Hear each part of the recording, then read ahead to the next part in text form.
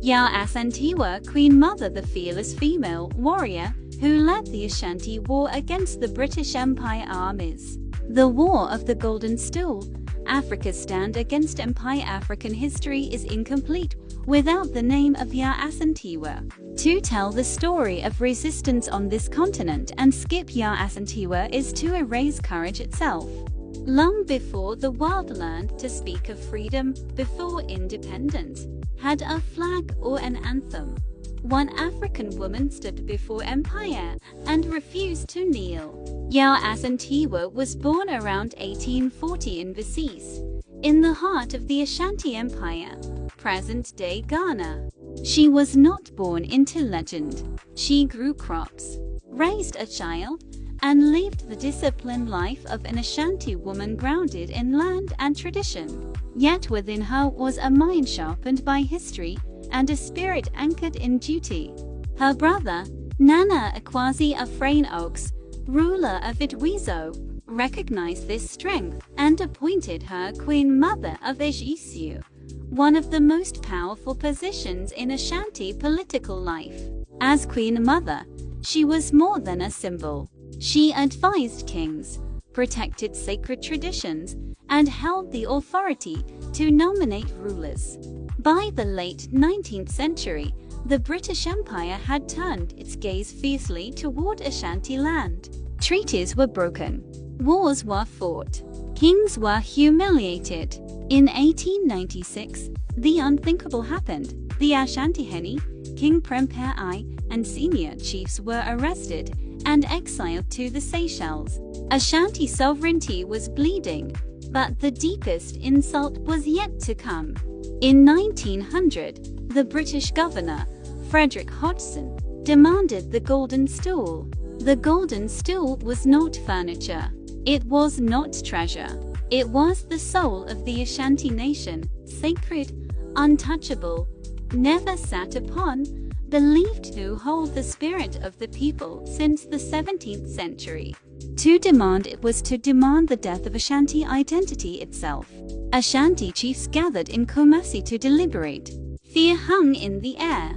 Some hesitated, some calculated. Silence stretched dangerously long. Then Ya Asantewa rose. She looked at the men who carried titles inherited from warriors and spoke words that still thunder across African history. She asked how a proud people could sit quietly while foreigners seized their king, mocked their traditions, and now demanded their soul. She declared that if the men of Ashanti would not fight, they should exchange their loincloths for her undergarments. Then, to seal her resolve, she seized a gun and fired into the air. In that moment, history turned. Ya Asantewa was chosen as war leader, the first and only woman in Ashanti history to command the army. She did not beg men to fight. She summoned them. She spoke of stolen land, burnt palaces, deported kings, and the humiliation of silence. She called on youth, elders, men and women alike. Better to perish defending the Golden Stool, she said, than live forever in chains. With an army of about 5,000 Ashanti warriors, she led what became known as the War of the Golden Stool, also called the Ya Asantewa War of Independence.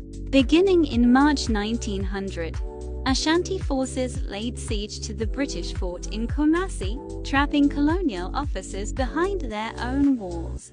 For 6 months, the forest echoed with resistance. For 6 months, the empire bled. The British, shaken by the scale and organization of the uprising, eventually sent 1,400 reinforcements. The war was brutal. Over 2,000 Ashanti warriors were killed. About 1,000 British soldiers also lost their lives, the highest toll of all the Anglo-Ashanti wars. Though the rebellion was eventually crushed, something sacred survived. The Golden Stool was never captured. A fake stool was handed to the British, while the true symbol of Ashanti freedom was hidden and protected. Even in defeat, Ashanti's spirit was not conquered. Ya Asantewa and her closest advisors were captured and exiled to the Seychelles.